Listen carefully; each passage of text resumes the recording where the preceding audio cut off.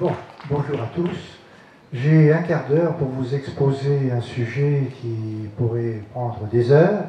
Je vais donc essayer de résumer. Mais pour que les choses soient bien claires, je vais vous dire qui je suis et qui je ne suis pas. Première chose, c'est très grave, je ne suis pas médecin. Alors pourquoi parler de vaccination?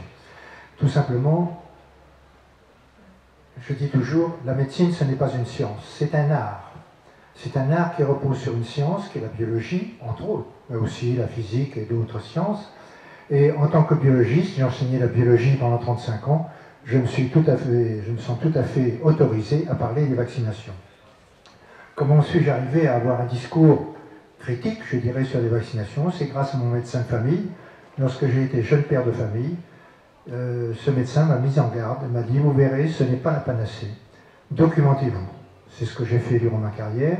Et une fois arrivé à la retraite, j'ai donc pris 4 années pour écrire 2 livres que vous verrez tout à l'heure. Le premier qui s'appelle Vaccination, les vérités indésirables, et le deuxième, l'apport des vaccinations à la santé publique, avec comme sous-titre La réalité derrière le mythe.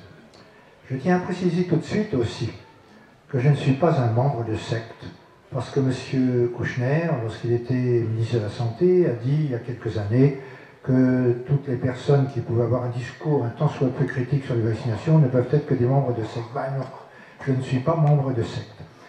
Par ailleurs, je ne suis pas victime de vaccination, je n'ai aucun compte à régler avec la médecine, je suis tout simplement un scientifique curieux qui cherche à approcher au plus près la vérité.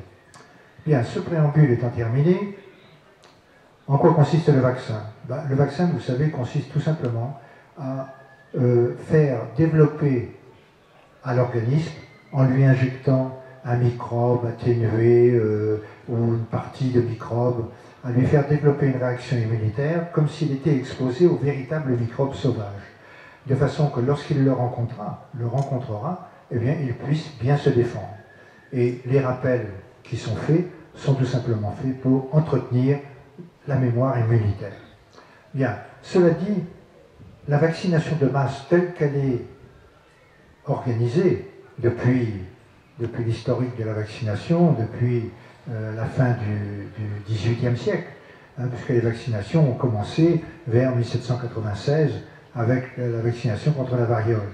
Eh bien, cette vaccination de masse, telle qu'elle est pratiquée, repose sur un certain nombre de critères dont on ne tient pas compte. La première des choses, c'est que le système immunitaire qui vous permet de réagir aux éléments étrangers, aux microbes, à ce qu'on appelle de façon générale les antigènes, eh bien, ce système immunitaire est sous la coupe d'un autre système qu'on appelle le système HLA. Vous me direz, qu'est-ce que c'est que ça? Eh bien, c'est une abréviation déjà qui signifie Human Leukocyte Antigène, c'est-à-dire antigène des globules blancs humains. C'est un système qui a été découvert par un professeur français, le professeur Dossé, qui a eu pour cette recherche le prix Nobel en 1980 avec plusieurs de ses confrères. Et ce système HLA, c'est celui qu'il faut respecter lorsqu'on fait une greffe d'organes ou une transplantation d'organes. Pourquoi? Eh bien tout simplement parce que si le donneur et le receveur n'ont pas un système HLA voisin, je ne dis pas identique parce qu'on n'a pas de système HLA identique, mais il faut que les systèmes HLA soient aussi peu différents que possible pour éviter la réaction de rejet qui est une réaction immunitaire. Eh bien, il faut savoir que toutes les réactions immunitaires vis-à-vis des microbes ou vis-à-vis des vaccins sont sous la coupe du système HLA.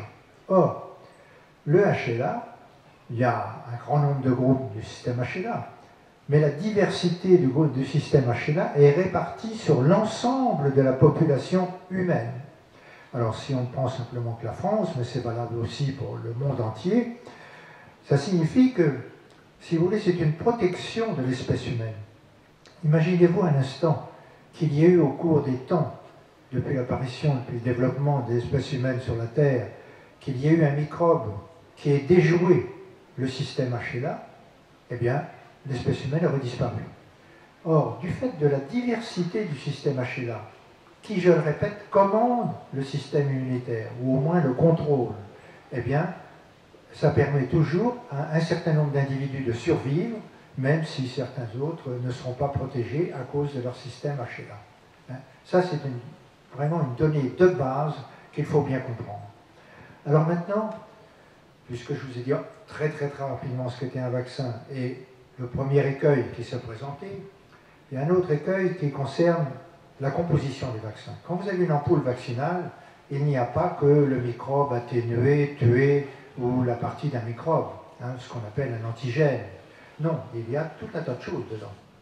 Il y a tout d'abord, et on en a beaucoup parlé ces temps-ci, un adjuvant. On vous a parlé de l'aluminium, il y en a d'autres, il y a le squalène, et qui peuvent être responsables d'un certain nombre de maladies. On en a beaucoup parlé.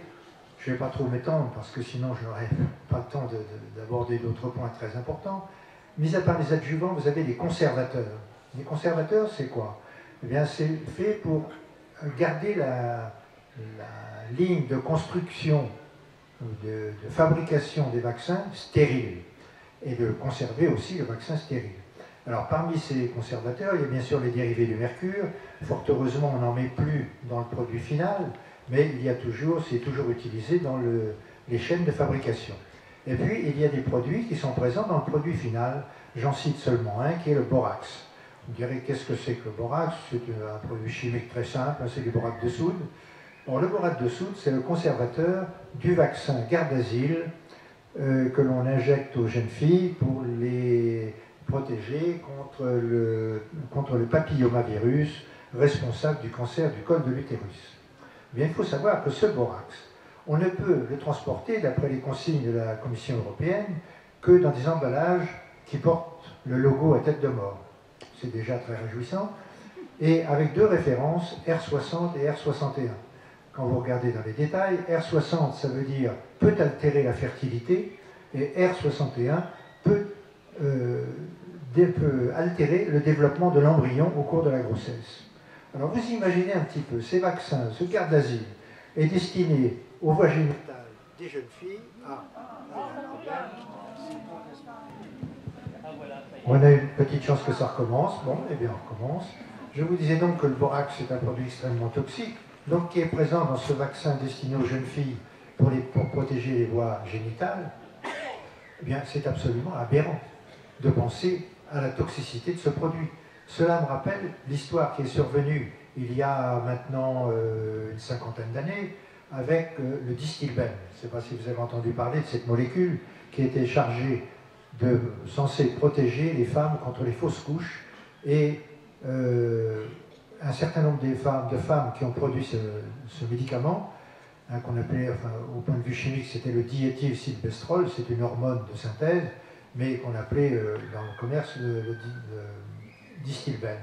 Eh bien, un certain nombre de femmes qui ont pris le distilbène se sont retrouvées avec des cancers des voies génitales, et ce qui est pire encore, leurs filles ont eu du mal à développer des grossesses normales. Et aujourd'hui, les petits-enfants de ces femmes qui ont pris du distilbène ont des anomalies génitales. Alors vous imaginez un petit peu, vous allez vacciner en ce moment par le Gardasil avec un produit qui peut altérer la fertilité et qui peut provoquer un désastre dans le développement de l'embryon.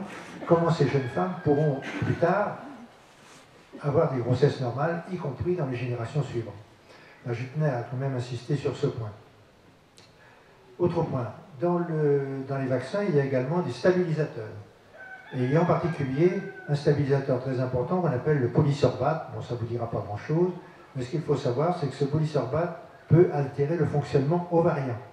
Et des études ont montré, en particulier en Australie, que des jeunes femmes, enfin des très jeunes femmes, qui avaient été vaccinées par les vaccins contre le papillomavirus contenant du polysorbate, eh bien, ont eu un arrêt complet de leurs cycles ovariens, sans reprise possible par un traitement hormonal.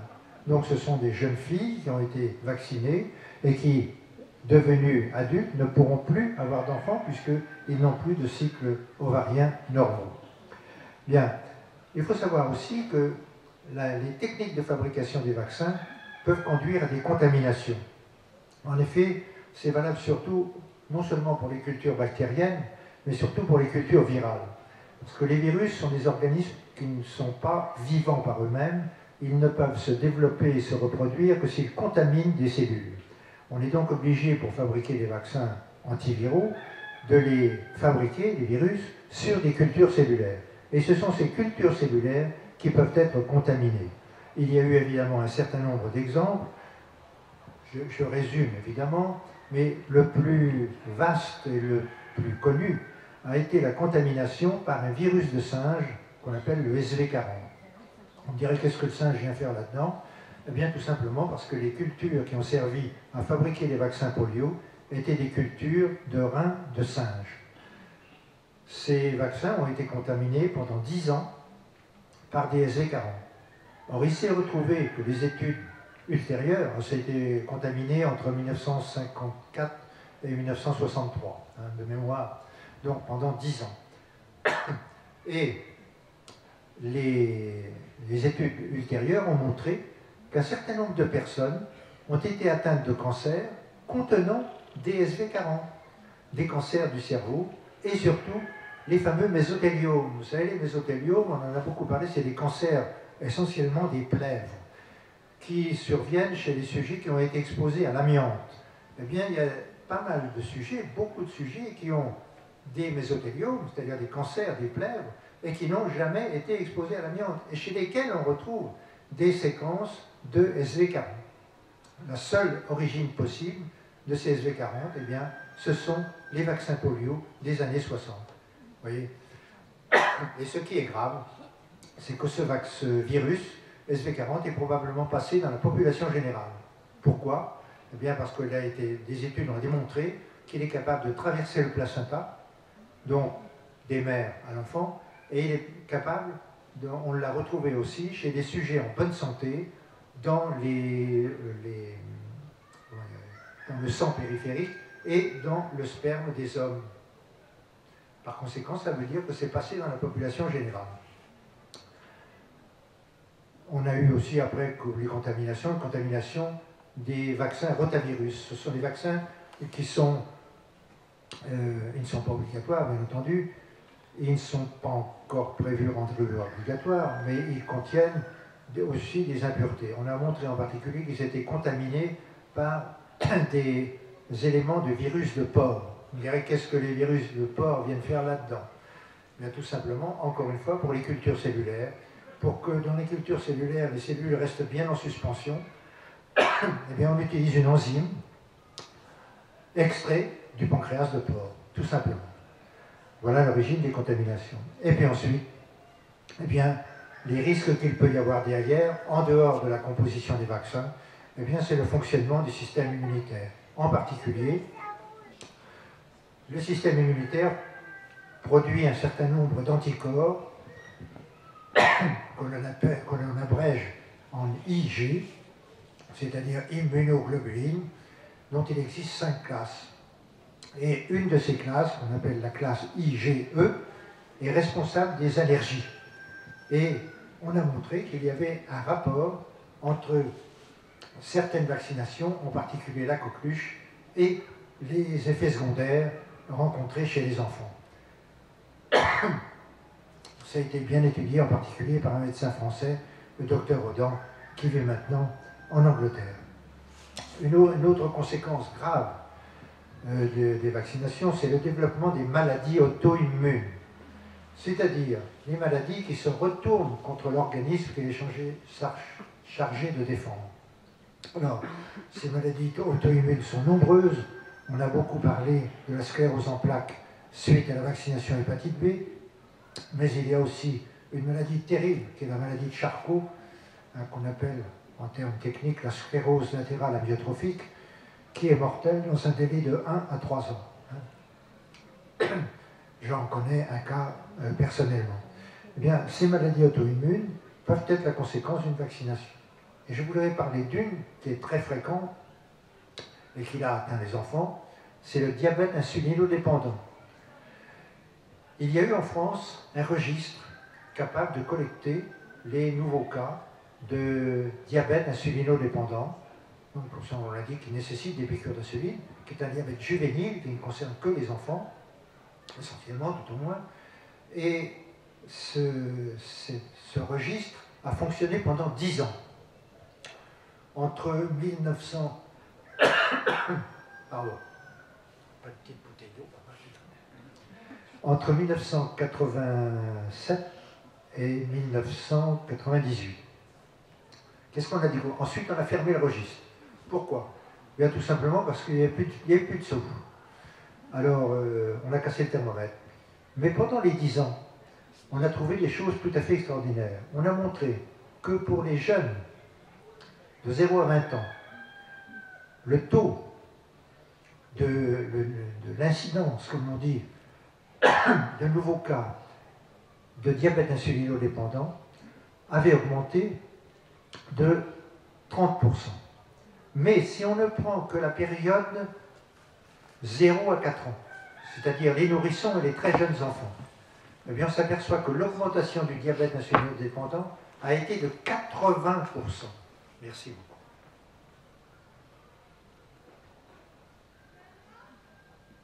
Merci madame. Et ne croyez-vous pas qu'il y ait une enquête à faire sérieuse? 0 à 4 ans, c'est la période où les enfants sont littéralement bombardés de vaccination. Par conséquent, une augmentation de 80% de l'incidence du diabète insulinodépendant devrait amener à réfléchir. Surtout quand les études disent, et ça, bon, j'ai donné les références bien sûr dans mes livres, que la tendance de cette augmentation va en s'accroissant avec le temps. Alors, ce qui paraît quand même extrêmement inquiétant. Une autre forme également de complications, très contestée aussi, c'est le développement de l'autisme. Alors, il y a, bon, vous savez que l'autisme, entraîne chez l'enfant un manque de relation avec c'est un manque de relation sociale, hein, et bon, qui peut revêtir évidemment diverses formes. Hein.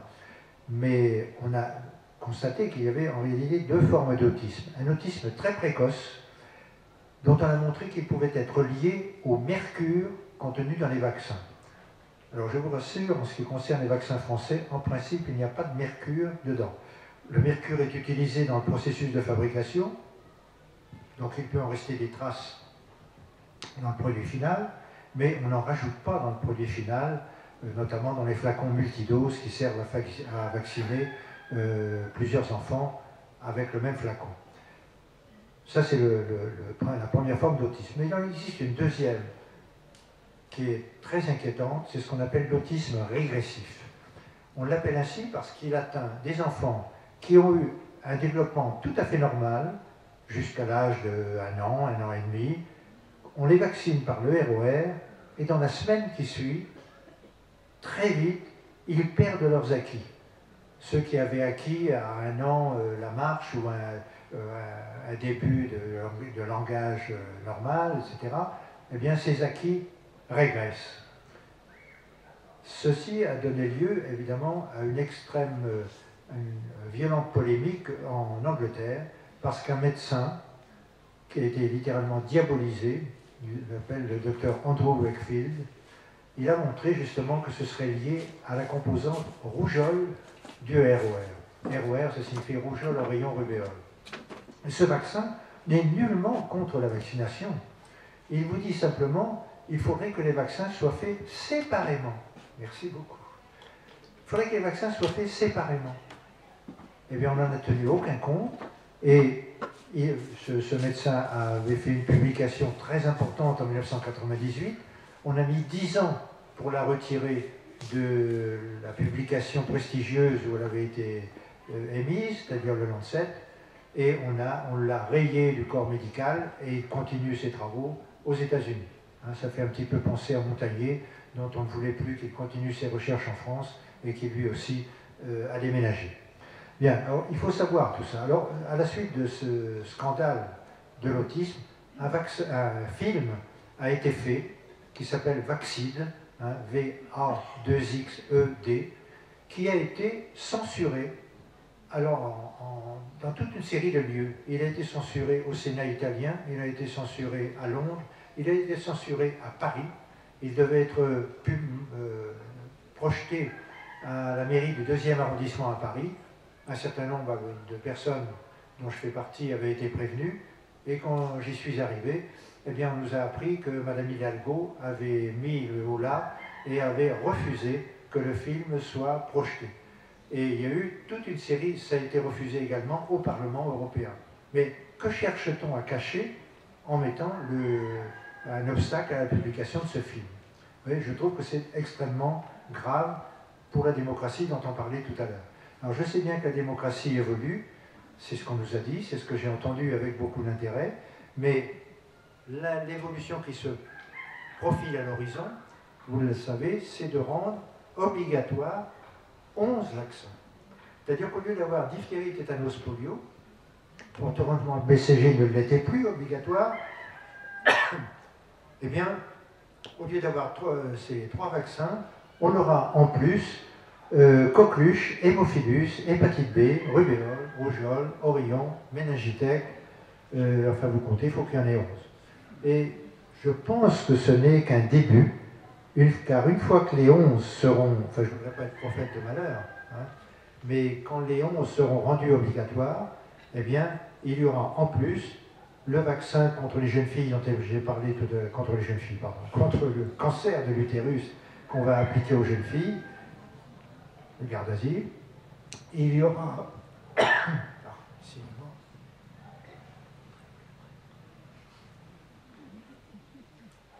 il y aura le vaccin contre l'hépatite A, il y aura le vaccin contre la varicelle. On termine? Bon, ça tombe très bien, il faut que je termine. Donc ceci, c'est pour vous donner un aperçu des risques qui sont liés aux injections vaccinales. Alors moi, ce que je vous conseille, ce sera ma conclusion, il faut impérativement que vous vous informiez. Moi, dans les 2 livres que j'ai là, j'ai passé 4 ans dans les bibliothèques et je ne les ai écrits qu'à partir des publications scientifiques. Je n'ai rien inventé personnellement et toutes les publications scientifiques qui m'ont servi à les écrire sont rapportées dans ces livres. Par conséquent, je ne dis pas tout un chacun parce qu'il faut pouvoir accéder. Certaines références sont accessibles sur Internet, mais les autres, il faut aller dans les bibliothèques. Mais les médecins, eux, peuvent avoir accès à ces bibliothèques et compléter leur information. Alors je pense, les livres sont en vente ici et je suis à votre disposition si vous voulez une dédicace. Merci de votre attention.